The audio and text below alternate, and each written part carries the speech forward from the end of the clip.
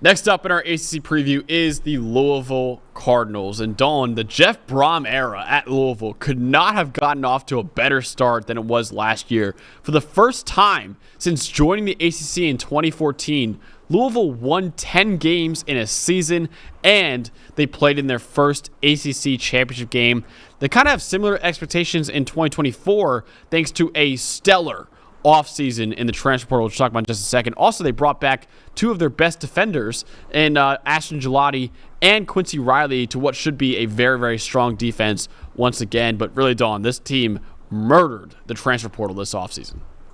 Absolutely, and look, per On3, they actually have the best portal class of any team in the country, and you're looking at impact players, right? You're looking at guys like Colin Lacey from South Alabama at receiver, Ja'Cory Brooks from Alabama at receiver, Corey Thornton, a corner from UCF, who's really, really good and is going to pair with really well with Quincy Riley. Another running back to replace the two that they lost, and Donald Chaney from Miami. So you're looking at, half of their incoming starters right now coming up this year, they're incoming transfers. So, I mean, they're just killing the portal right now. They've got a lot of momentum going for their entire program on and off the field. And I think they got a lot of big names that are going to help them out on the field this year and keep them in contention. Absolutely. And one of those transfers is the biggest question mark. It is Tyler Shough, their quarterback. How reliable is he? He's kind of battled injuries throughout his career, shoulder and collarbone injuries. He's only made 11 starts over the last 3 years for Texas Tech. And also, when he's on the field, he's inconsistent as well because he has a 64.7 passing grade throughout his college career at Oregon and at Texas Tech. So he's unreliable in terms of when he's on the field because he's very inconsistent as a passer. He's also unreliable in that he's been very banged up throughout his career as well, Dawn. But tell me more about Shough when you watched his tape. What should we expect from him as a new Louisville starter?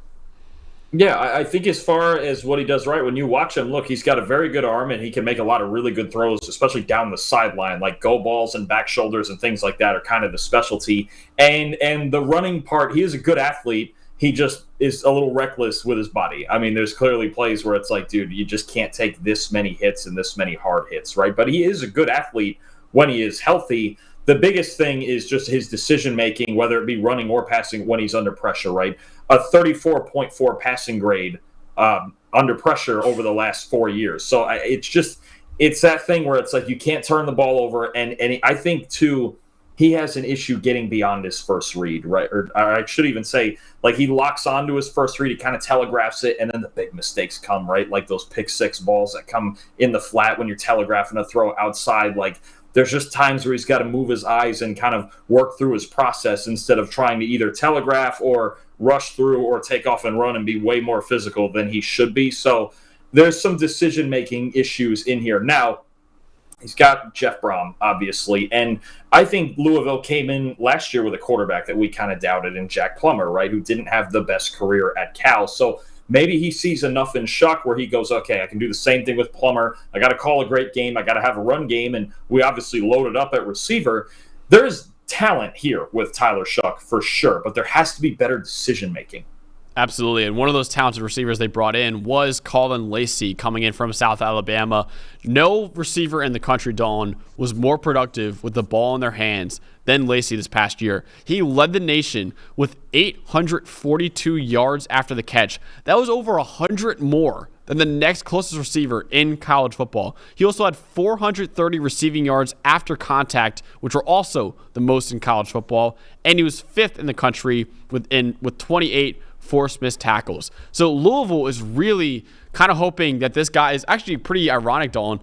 Lacey has a lot of similar comparisons to Jamari Thrash, right? He was just drafted by the Cleveland Browns. Both of them transferred to Louisville from Sun Belt teams.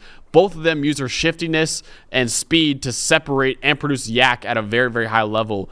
So it's kind of funny how you lose Jamari Thrash and you get a new Jamari Thrash from the same conference in Colin Lacey as well. So I think that's kind of the role that they're envisioning Colin Lacey playing for them this upcoming season.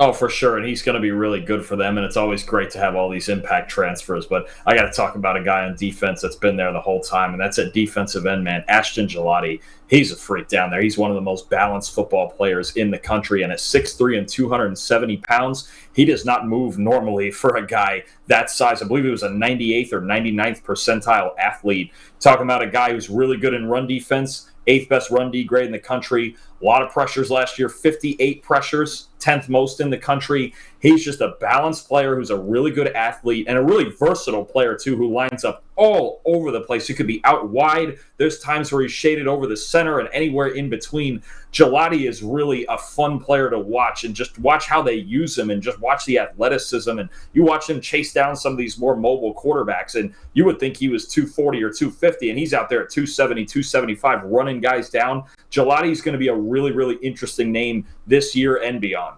Absolutely. So, Dalton, what are your expectations for Jeff Brom in his second season as Louisville's head coach after having such an unreal year last year?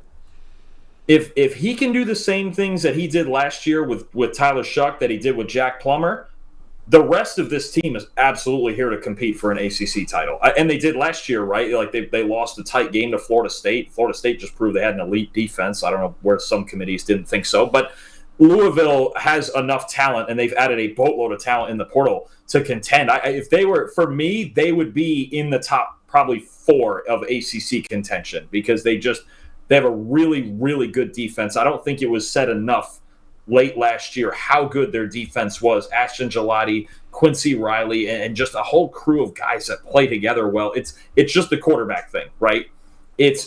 Even if Shuck is as good or maybe a little better than Jack Plummer, you're talking about a real ACC contender. Yeah, right now they're 5th in odds to win the ACC at plus 750. According to our power rankings, they actually have the easiest schedule in the conference at 105th in the country. I don't know if I necessarily agree with that, Dongs. You look at their schedule, they're at Notre Dame, they're home against SMU, they're home against Miami, they're at Clemson, and they finish off the year at Kentucky. So I don't think that's necessarily that easy, but yeah, I definitely think this is a team that could definitely compete, again, for an ACC title. Now, it is kind of a brand new team from last year. We mentioned before how they brought in so many transfers, and half of their projected starters are transfers.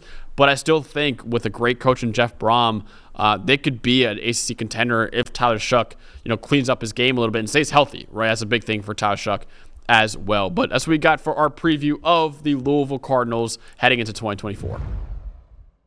Hey, thanks for watching the PFF College Football Show. Before I let you go, though, we have an unbelievable deal for you guys right now. If you use the code CFB25, you get 25% off your PFF Plus annual subscription. We've got the 2024 College Football Preview Guide that you can find over at pff.com, featuring the best players in the country from all 70 Power 5 teams, plus 10 Group of 5 teams that have the best chance at making the college football playoff as well. You can also gain access to NCAA premium stats for historical games, teams, and player tracking dating all the way back to 2014, so the last decade or so of college football. All the stats you can hope for, you can find in PFF Premium as well. Also, you can be the GM of your favorite NFL team with our unbelievable mock draft simulator where you can draft up to 7 rounds of players for your NFL team.